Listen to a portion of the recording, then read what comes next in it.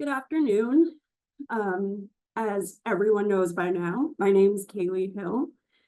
I'm a white woman with an overgrown brown pixie cut, pulled back with a black headband.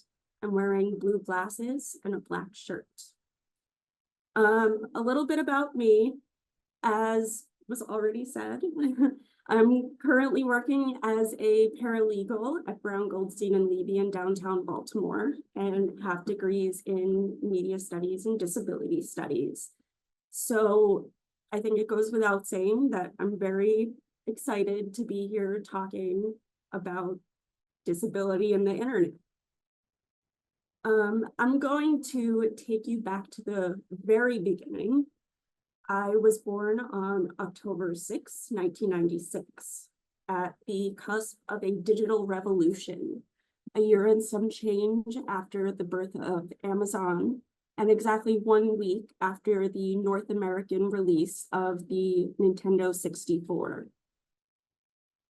By all accounts, I was a healthy baby until about early 1998 when things began to go a bit haywire. And I was diagnosed with juvenile psoriatic arthritis. Since then, I've grown up as a disabled child, cycling through various treatments, steroids, TNF inhibitors, chemotherapy drugs, and other disease-modifying therapies, all of which led to nonstop upper respiratory infections. And still, every movement has been and continues to be accompanied by pain. Given that this is really the only reality I've ever known, it didn't take long for me to feel the vast rift between myself and my peers. They always seemed to have endless energy, tanks that never ran out. I found myself unable to relate to most, if not all, of the kids I went to school with. The world felt small. Eventually, sensing my disabled heartache, my parents took me to events for kids with arthritis, hoping to build some foundational knowledge in me that I wasn't the only child dealing with this disease. But then we'd return to small town sports-obsessed Massachusetts, and I'd sink into the background of pep rallies and homecoming games. My grandfather, who was a very young 58 at the time, was actually the director of technology for the public school system. So he was the go-to guy for anything tech-related. I would sit with him in what we referred to in our house as the computer room, watching him tinker, setting up our computer with Windows XP, the internet, and eventually Wi-Fi. And as it did for many families in the early 2000s, the internet became a staple in our house. Every Saturday morning, it was a given that my dad would be in that same computer room, checking baseball scores or reading the news. I saw access to unlimited information, and better yet, for me, I saw accessible access to it, and I wanted in.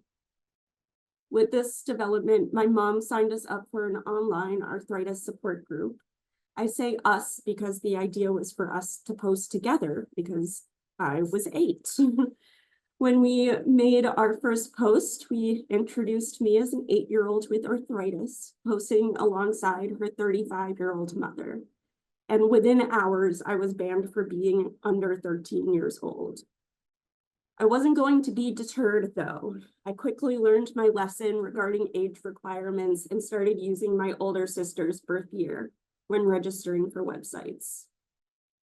And then, of course, it wasn't long before I even began begging my parents for an email address of my own.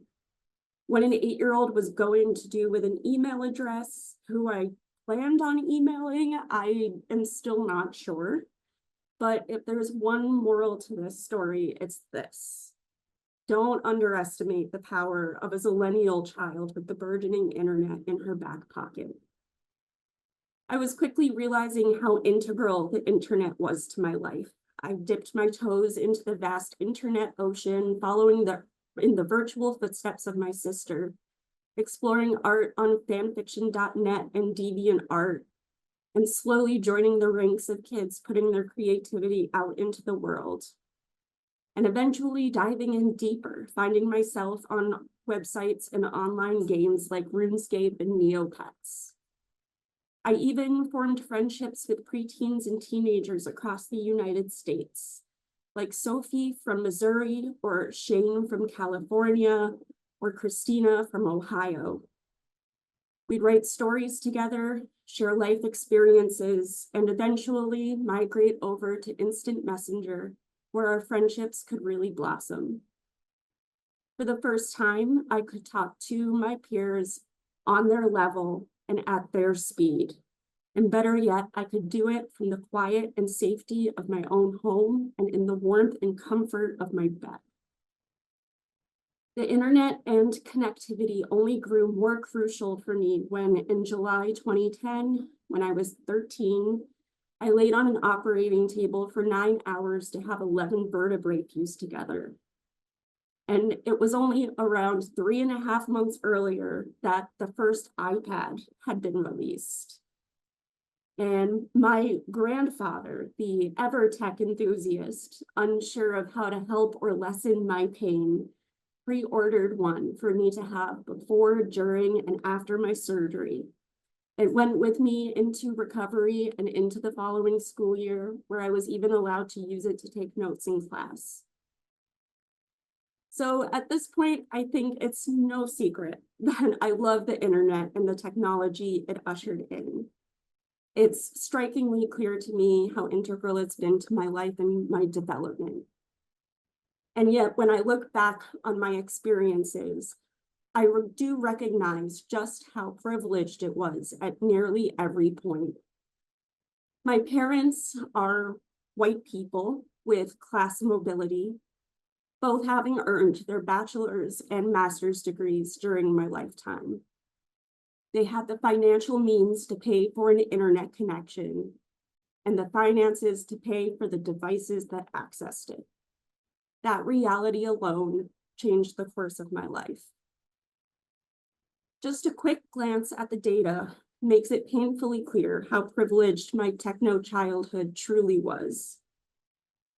In 2021, Pew Research Center found that for Americans with incomes below $30,000, 41% didn't own a laptop or desktop computer, compared to 16% of those earning between $30,000 and $100,000.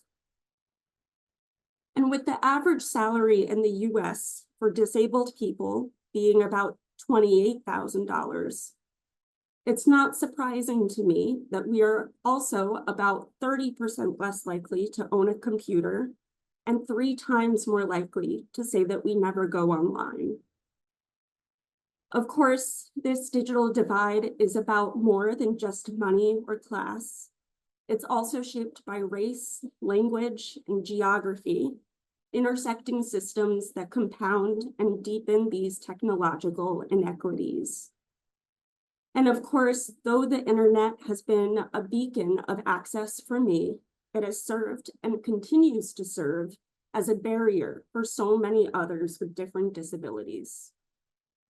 Research from Web Accessibility in Mind, also known as WebAIM, shows that as of 2025, 94.8% of the top 1 million websites had some type of accessibility error. And that's just accounting for the home pages. The most common accessibility failures included low contrast text, missing alternative text, and ambiguous descriptions for links, among other errors. These issues affect blind and low vision users, especially those relying on screen readers. But it also affects people with color blindness, cognitive disabilities, learning disabilities, and neurodivergent folks. And I promise you, that is not an exhaustive list. It might feel like digital accessibility is a new idea, but it's important to recognize that this has actually been on the government's radar for decades. The Department of Justice has long affirmed that the Americans with Disabilities Act extends to websites as far back as 1996, the same year I was born. And in 1998, when I was 2, Section 508 of the Rehabilitation Act began requiring federal agencies to make their technology accessible, including websites and in-person hardware like kiosks and copiers. Yet progress has continued to be incremental. COVID also continued to illuminate the digital divide, forcing children and young adults into remote learning and many adults into work-from-home environments. Perhaps unsurprisingly, this created new employment opportunities for folks like myself who thrive in a digital environment. But for others without access, it was a struggle. Years into the pandemic, the Biden administration began to show interest in securing digital accessibility. The Office of Management and Budget issued a memorandum stressing not only the importance of digital accessibility for federal agencies, but actually the overall importance of expanding into the digital universe in the first place. And a few months later, they issued another memo requiring federal agencies to designate a Section 508 program manager and publish accessibility policies on their websites. And just last year, the Department of Justice issued a final regulation confirming that Title II of the ADA covers the websites of state and local governments, requiring them to meet web content accessibility guidelines. These moves felt huge. And yet when our current president took office earlier this year on his very first day, both the White House accessibility statement and the memoranda published by the Biden administration were removed from the White House website, a move that signaled to many advocates that digital accessibility may no longer be a priority. So where do we go from here? If you're listening to me right now, you're likely doing so via the internet, using some kind of digital device, whether it's a computer, tablet, or phone. You may or may not have a disability or perhaps many disabilities. Right now, you're part of the digital landscape, and that means it's up to you.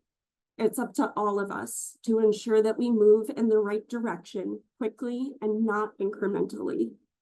It's up to us to do our part, to add alt text to our social media posts, to raise our voices when we encounter inaccessible digital content, and to demand that our legislators prioritize digital accessibility. And perhaps most importantly, it's up to us to listen to those most impacted by digital inaccessibility. Without this determination and focus, the internet will remain a shut door for millions of people. When 8-year-old me begged my parents for an email address, I think I just wanted connection, and I was lucky enough to get it. I can't imagine something so simple being denied to so many others. Society has long accepted that the future is digital, but also, as Leah Lakshmi Pyapsna Samarasina says, the future is disabled, and it's time we start acting like it, and that we build towards a reality where the digital universe is truly as expansive as it was set out to be.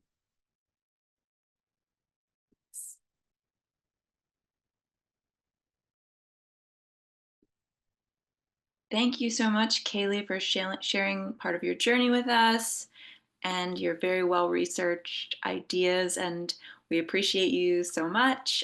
Folks, if you have questions for Kayle, go ahead and drop those in the chat, and we can have a fantastic discussion.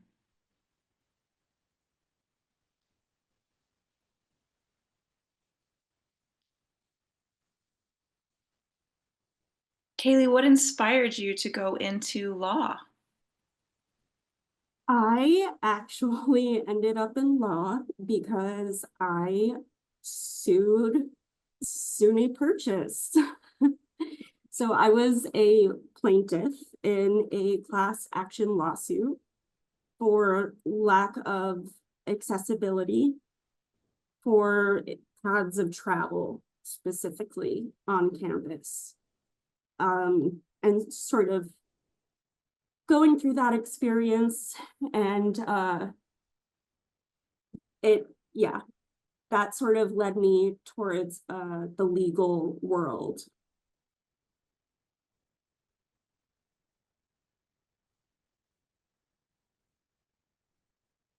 Obviously, without disclosing any kind of personal information about any of your clients, what are some projects that you are working on right now to advocate?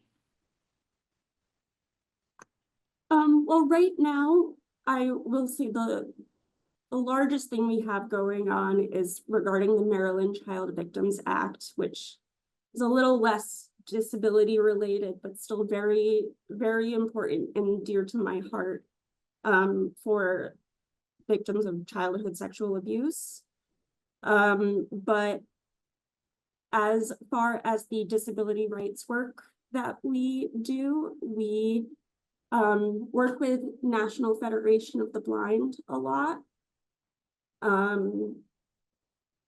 Like a lot. So I do a lot of work with blind and low vision clients, some clients who have, you know, been sent to sheltered workshops and have been working in sheltered workshops for like many years now.